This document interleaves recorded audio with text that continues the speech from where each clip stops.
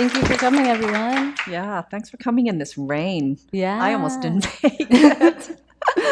I'm really excited to talk about K-beauty with you because it's really growing in America. Like every time I write about it for Allure, just traffic goes skyrockets completely. What do you think has contributed to its success in America lately?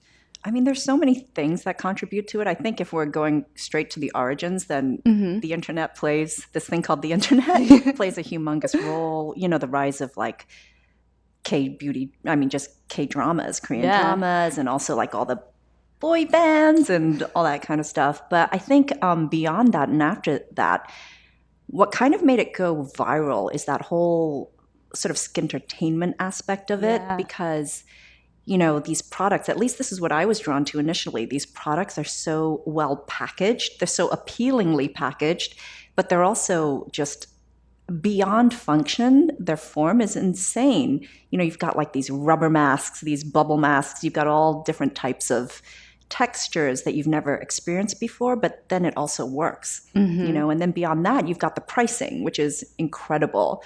You know, concentrations are high. It's not like, you know, all diluted products, but you know, they boast that they are pH 5.5 and that they have like 99% aloe vera, you know. So I think all these factors together have made it like this huge, you know, this just phenomenon that's changed the skincare industry. Yeah, and I think all of those facets help differentiate it also from products in America, because you are having to spend a lot of money and you also don't really know what the percentages and concentrations of ingredients are, and they're strange, right? Like you're just like, I can't pronounce this at all. But with a lot of Korean products, it's like, you know what cica is, you know what niacinamide is, you know what all of these things are that in it are working, right? Yeah, exactly.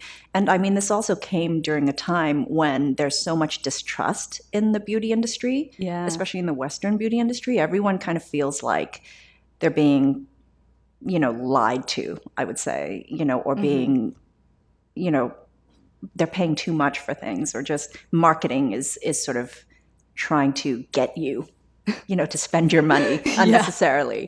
You know, so yeah, there's a lot of distrust. So all of a sudden this comes in and everything, it started a little bit of a movement. Yeah, because there's all these like magical claims, and I feel like almost with K-beauty, it's not about some magical thing happen. It's about enjoying it and using skincare as a way of self-care. And it's a part of more something you look forward to in your day instead of something you're dreading to do. Oh yeah, it's not necessarily a routine. You know, it's not a chore. It's like, ooh, I can't wait to put this on my face. I'll do it right now over my sunscreen. You know? It's like something that you're getting to do for yourself because it's enjoyable, instead of like, this will finally take this away from me, or something corrective instead of something that's works with your lifestyle. Exactly. And there's that element of, I want to take a sheet mask selfie and put it on Instagram so everyone could see it. There's so many trends that have come out of K-beauty too that have become popular in America, with doing like the maskies, like sheet mask selfies, and then everyone's talked about the different kind of glows, like the glass skin. Right. What is it like for you to hear about all these trends coming up? Like, what's your reaction to those? Well, specifically speaking to glass skin, what I actually really love that trend because, or just I love the idea of glass skin, because that resonates with me a lot more than what I'm accustomed to being in the Western beauty market all this time, which is matteness. Like everything is matteness, and everything is designed to kind of give you this oil-free look. And I already have that naturally, but it's not because my skin is healthy.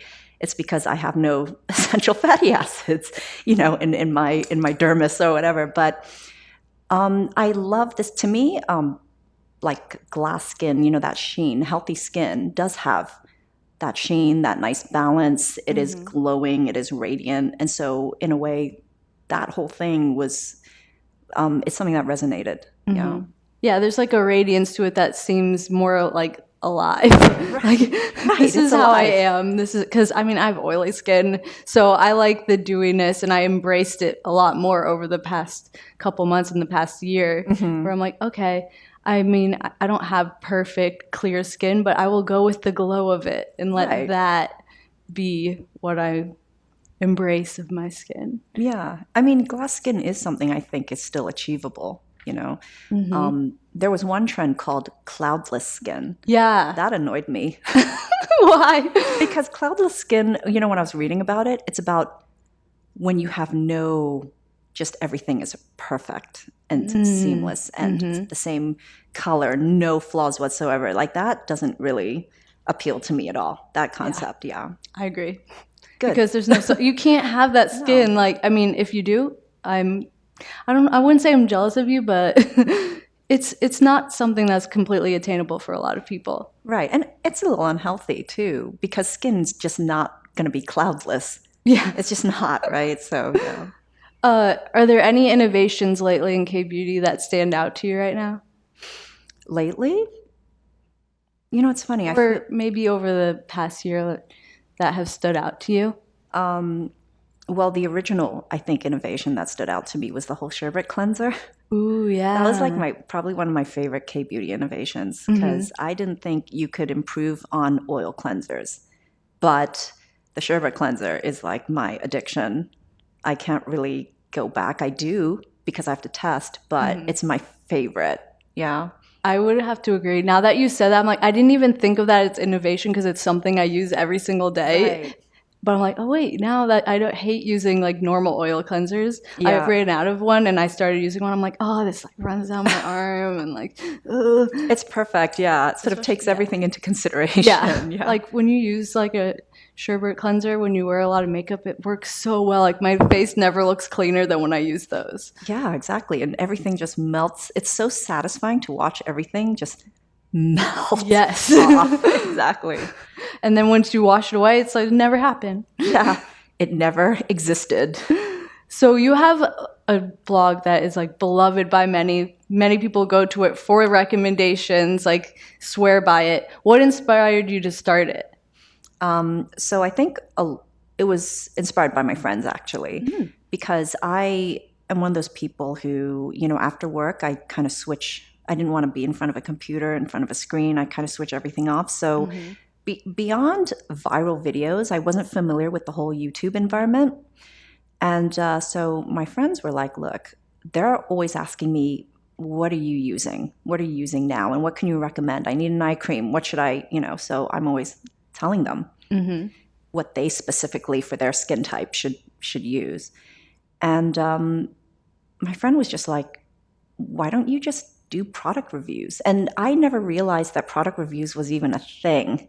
I was like, what? It's like people are doing product reviews, but they don't actually understand, a lot of relevant information is not actually being, put across. So you kind of have a lot of that information that people might be interested in. And it took me about 1.5 years before I actually finally did it, because I'm not that type of person who wants to put myself out there. I'm quite insular in that way. So I just never wanted to be in front of a camera. So after a while, I realized that, there was probably there was not as much educational information when it comes to skincare, but there was a lot of weird misinformation floating around as well, and a lot of fear and all that stuff. So I kind of felt like, well, might as well try and just do it and see what happens. And now that you have, like, people, as I said, go to you because they know that they're going to figure out everything they want to figure out, like the science behind it, why you love it and why maybe you don't love it. Do you think that's the way that you've built up such a following? Probably. I can't even believe that people find me interesting. It's really interesting. I never expected that I would build this kind of following. And so it's I'm very grateful for it. I think, yes, there's a sense of, when I started, the whole, business aspect of it was not something I even understood or knew about, so for me, it was always just like, that was never an agenda.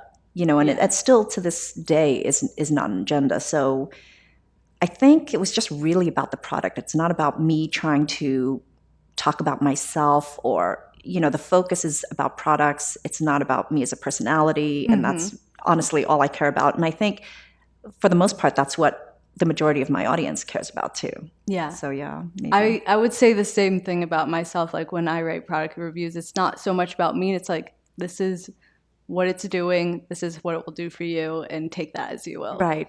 And you're not going to hear about what I had for lunch or what I dreamed about last night. It's just going to basically be product reviews. Yeah. I spend like a lot of time on the weird skincare parts of Reddit, and they're very, very critical. And even they are like, this is what Renee is suggesting right now. This is her top 10 sunscreens. Oh, wow. Like, you have like the holy grail for some people. Oh, wow. No, I'm scared to go on there. I don't dare. I'll look at it for you. So... Trust me, it's all good things. Like, thank you. They've said bad things about me before, but they say a lot more good things about you. Thanks. Okay.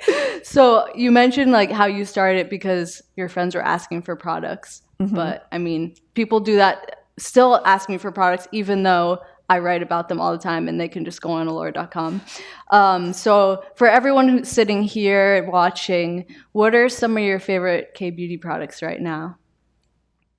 It's really difficult to specifically choose. I can choose categories. Yeah, exactly. Definitely. Let's do that. But for K-beauty, I would say that obviously besides cleansers, I've become a little obsessed with cleansers. A category that I never cared about before. So that's weird. But the balm cleansers are always a big thing. But also for me, I will try any type of hydrating essence toner or any kind of hydrating product is a bit of an obsession too. Yeah. Is there any specific reason why? Because hydration was something that K-beauty introduced me to. Yeah, K-beauty and J-beauty, actually. So prior to that, I didn't even realize it was a thing. And I realized that was basically the issue I had. It wasn't anything else. It wasn't dryness or it was hydration or dehydration. Yeah. So the minute that got addressed, everything changed. Everything normalized, for me at least. So, and it was non-existent in Western, like if you go to the drugstore, you don't see any hydrating toners or essences. You'll see like a very astringent sea breeze or something. Yeah. But other than that, no, there's really nothing there. Yeah. I mean, it's a good thing it's changing.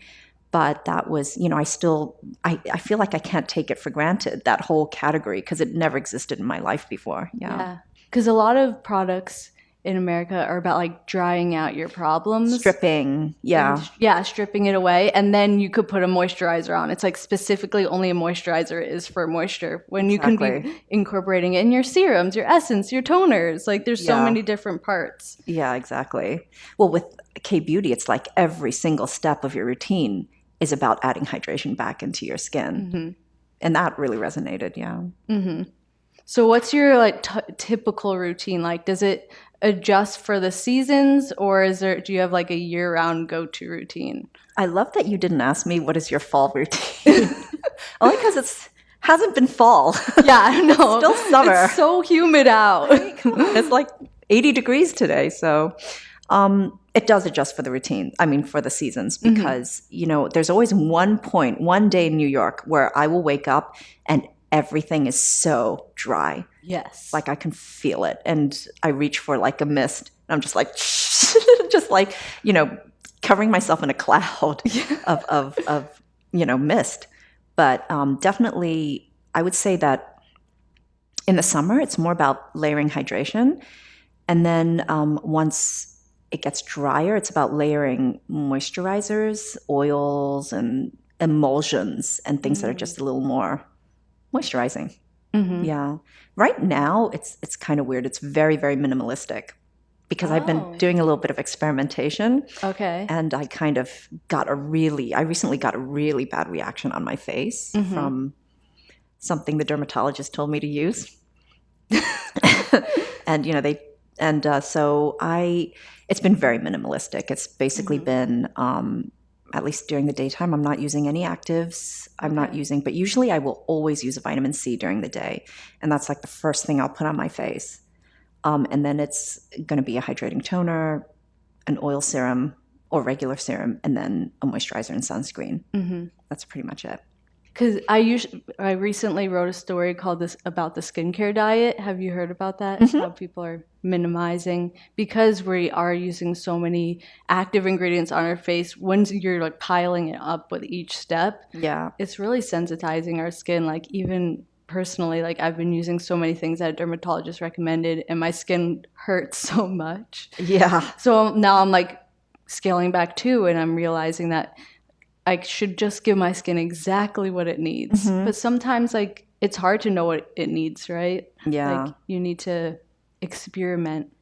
You do. Well, ultimately, that's what you have to do. You have to experiment. And, people on my channel like me to, people want to know exactly what to do and exactly what to use. And that's an impossible task. I can't tell anybody what they should use. And I actually think nobody can. Nobody can say, well, you don't need this, because some people do. Or, so I think ultimately you have to experiment and you have to develop an intuition about your skin and know what works for you and what doesn't. It's definitely not a one-size-fit-all situation. Like you have to, just like you listen to other parts of your body, you have to listen to your skin too. Yeah, absolutely. And so, there's a very literal, people take 10-step routines and stuff like that very literally, and routines very literally, or just exactly the way it should be. And you don't have to. I mean, don't force a product on your face. And, Has there ever been a point when your skincare routine has had like extensive amount of steps? Oh, yes. Oh, actually, during the time when I was feeling really experimental, it was kind of like, well, let's just see. I want the sleeping mask, but I also want the hydrating mask, but I also want to put the essence and I've definitely done a 10-step routine. And that for me is actually quite a lot. Yeah. Yeah, it's a lot. But I think also once you factor in things like eye serums and eye creams, then it's kind of like, well, that's 3 extra steps right there. So it's actually quite easy to build up. Yeah. Yeah, if you're counting. Yeah, people don't realize. They're like, oh my God, you have like 6 steps. I'm like, well, 2 of those were cleansing. Yeah, exactly. I mean, actually 3 once you put in micellar water, and then once you start putting on your different hydrating serums and moisturizer, it all starts adding up and you're like, okay, I do need all these, but do I need all of these? Not every day. Yeah. But maybe every once in a while. Why not? Yeah. Yeah. Now that you have like a more minimal routine, are there certain ingredients that you're looking for that you try to focus on for your more minimal routine?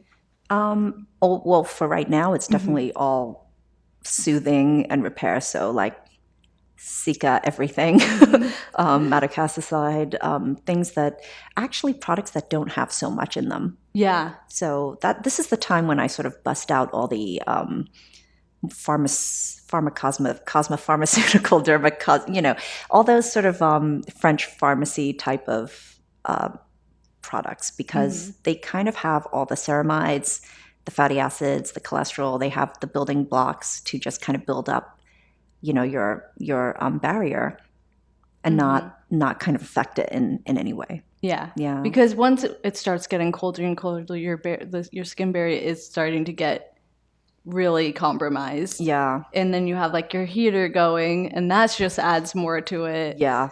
So it's really important to have those things.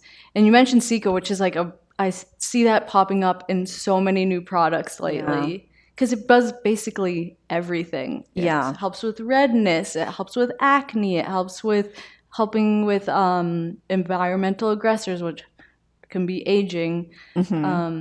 What kind of products do you usually use within it? Do you use it with a toner? Do you use it in a moisturizer? Yeah, usually with the toner, definitely with a moisturizer. And sometimes I use an ampoule, a serum. And well, that sort of goes into the whole hydration category, I guess. Yeah. So, yeah.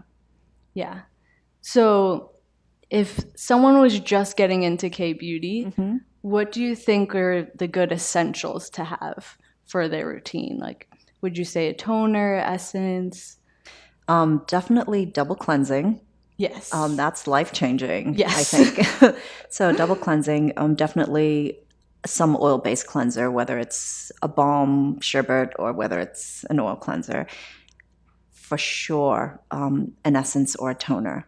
It's getting very blurred, the lines between an essence and a toner now. So just a hydrating product, I would say. And then maybe one specialized ampoule. And then moisturizer and sunscreen. That's really all you need. Like, I personally love oils, but oils doesn't seem to be that important in K-beauty. Yeah. Yeah.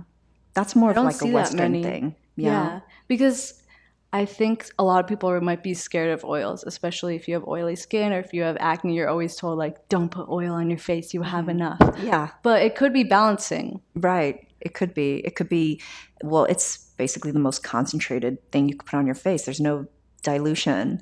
But also, what's interesting to me is it's really hard to find cold-pressed oils. Yes. Korean a lot of people don't even know to look oils. for that either. Yeah, exactly. So, yeah. For people who have never heard that before, like, what is a cold-pressed oil? It's basically just a way of extracting the oil, from the nut or the fruit, and it's extracting the oil in a way that that maintains the integrity of the nutrients, because heat can actually destroy some of the nutrients and active ingredients or whatever. So yeah, but almost no oils that I've come across, except for peach and lilies, their oil. There's no cold pressed oils in Korean beauty. Yeah. It's kind of like cold pressed juice. Like, to get the most ingredients, the most benefits out of it, you need it to be cold pressed. Yeah. That's the no summary heat. of it. No heat applied. Yeah. We were talking about this earlier, right. But for people who are wondering, what are some application techniques that you use when applying your products? Like, it could be weird, like slapping on, like doing an aggressive patting, right? Only using certain fingers. No, yeah, we were talking about that. We were talking about how there are some people who, how you use your fourth finger for your eyes. Does some people do it for their whole face? And I've actually seen, you're like, no way. No, I've actually seen that demoed, and I get impatient just watching it. I'm like, I can't watch you apply the whole thing with your two, fingers. But for me, it's just patting. That has always been, and the only reason why I pat is because I watched my mom do that. And for her, probably the only beauty advice she ever gave me that stuck is don't stretch and don't pull. So that's basically, but also I like to use like a roller. I like to use a jade roller for massage. And sometimes I do that over a sheet mask because I think it feels nice over a sheet mask. Yeah, that's very like luxurious, like a spa. It's luxurious, it.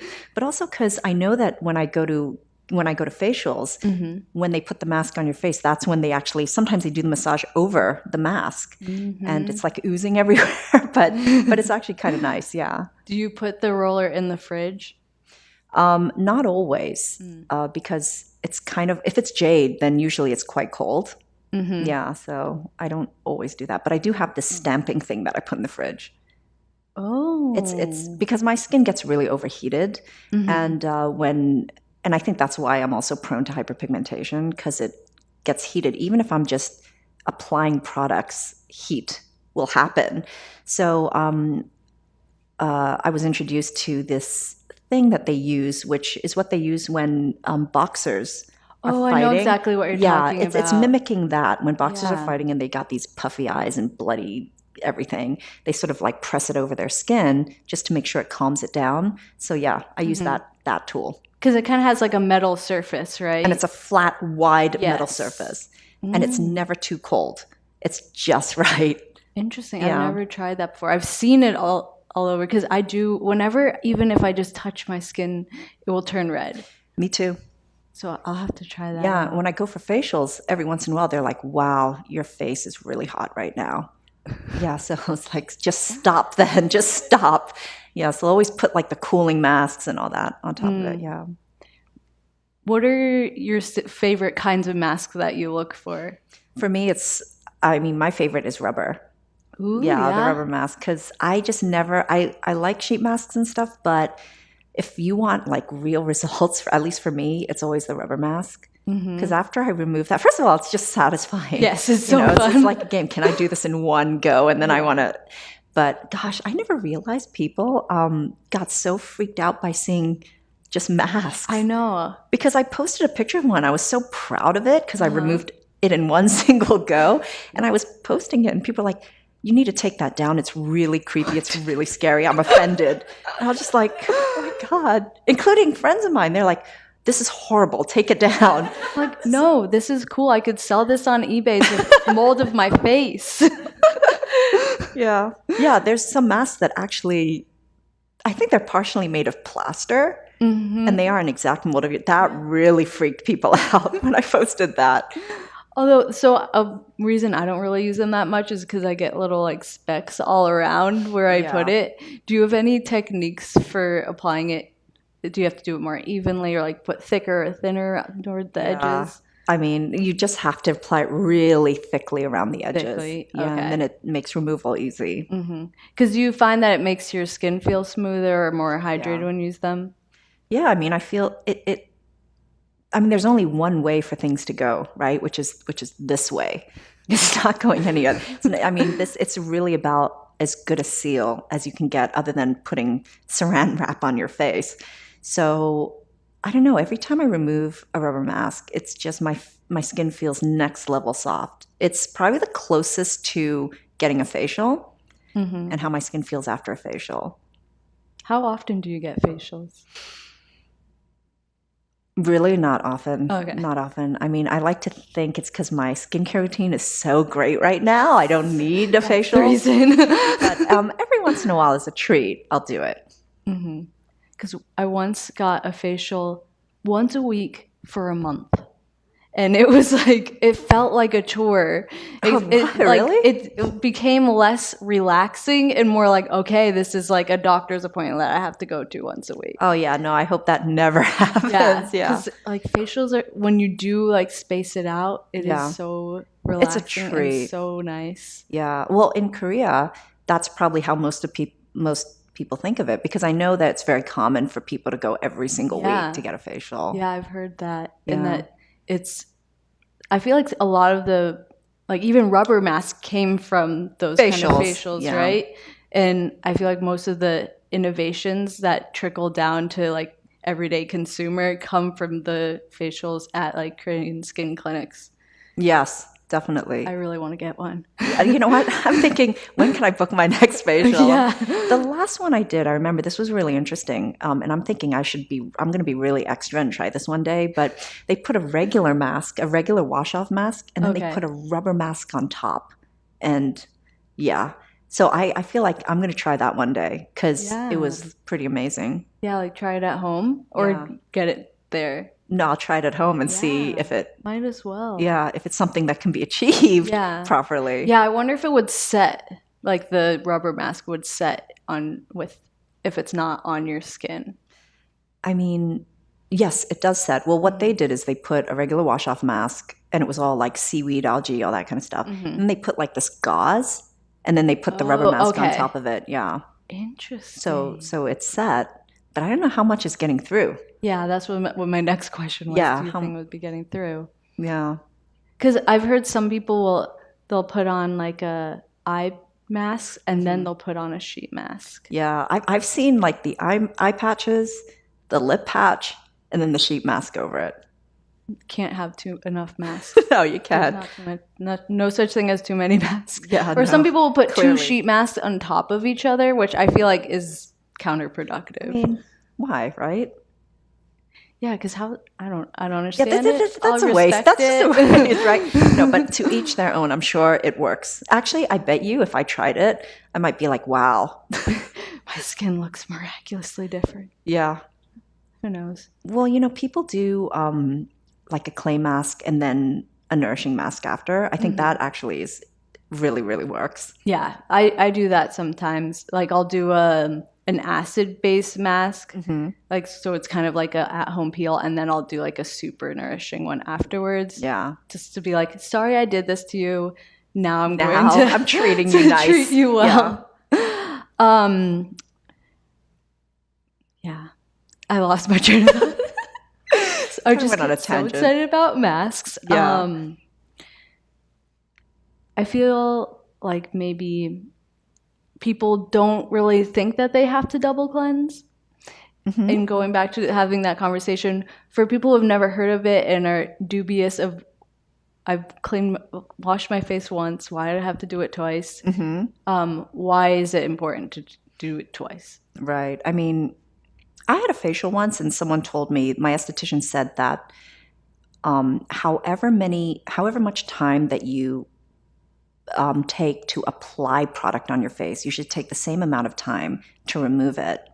And I remember thinking, wow, that's kind of amazing, because I never thought of it that way. But I mean, if you think about it, how many layers are going on top of your face and over your face? You should at least, and all these layers are very different as well. So for me, the reason why double cleansing resonates so much is because, there's all the stuff that you have sitting on top, right? And only an oil-based cleanser can get rid of that. Only an oil-based cleanser can melt all of that off. Sunscreen, water-resistant sunscreen. I mean, if you try removing that with anything other than oil, it's just never going to be completely removed. So that's to basically remove everything from on top of your face. And the second cleanse is to actually clean your skin. And Yeah, I've heard that same thing with makeup. Spend as much time on your skincare routine as you do on your makeup, which could be critical of people who wear a lot of makeup, as like people like me. But I feel like you should show your skin that kind of love too. And especially when you wear a lot of makeup, double cleansing is so critical. So important, yeah. Because even I'll use an oil cleanser and then I'll use a water-based cleanser, and then I'll use a micellar water just to prove to myself that I've washed my face enough. And sometimes I'll still look at the cotton pad and be like, oh, maybe I didn't do that great of a job. I mean, I think that's the whole reason why cleansing tools became popular, because you're just you're not removing enough at one go by yourself. So the cleansing tool is supposed to sort of make sure you just scrub everything off your face. Yes. Whereas once you do double cleansing, you don't really need a cleansing tool anymore. You can use one, but it's not necessary to thoroughly cleanse your face. Yeah. One time I did, have you heard of the technique called 4-2-4? When you do an oil cleanser for 4 minutes, like really rubbing it in for 4 minutes, wash it off, then you do a water-based cleanser for 2 minutes, and then you wash it off for 4 minutes. Like you splash your water for like 4 minutes. And I've never heard of that. No. It was like the most intense situation I've ever encountered with my skin. And I've gotten like extractions. I've done all the weird stuff. And that was like the most intense thing. Like my skin felt so clean after almost too clean. Where like cleansed away like oils that I needed. Right. But it did teach me that like taking that time to wash your skin is so important. It actually makes a difference. Yeah, because then once you put on your products, they work so much better and they absorb so much better when your skin is actually clean. Yeah, really. Wow. I'm wondering if I will ever try that. Well, so now what I've taken away from that, don't do that part. Okay. Do not do that. Right. No one should ever like splash water on their face for 4 minutes. Please don't do it. But yeah. Just doing the oil cleanser for at least like 2 minutes. Like I'll put on a song and while I'm listening to it, I'll just do the oil cleanser. And then once I wash it off, my skin looks like beyond. It works so much better than just being like quickly putting on oil cleanser and then taking it off. Yes. Like it completely melts away everything. I thoroughly agree with you, because I remember one facial that I got. I sound like I go to facials all the time. I really don't, but the ones I do go to are really good. But one facial I went to, she just spent time massaging. It was the cream cleanser, and she just took like 5 minutes massaging my face with that cream cleanser. And then she made a point of showing me what my face looked like after just that step. And I kid you not, it was brighter. It was just brighter. And I'm not someone who's easily, I don't use product and think it's made a difference, just because of suggestion. It really looked brighter. Not just that, it actually looked more toned. I mean, temporarily, but still. Yeah, so I was like, did I have that much dirt on my face that it actually made it a few shades brighter? Yeah. So cleanser is my favorite product for that instant gratification. Yeah. For sure. Yeah. Great. Do you have any recommendations? Okay, thank you so much, Renee and Devon, for the interesting and informative discussion and sharing your personal skincare tips. So let's give them a applause. Thank you.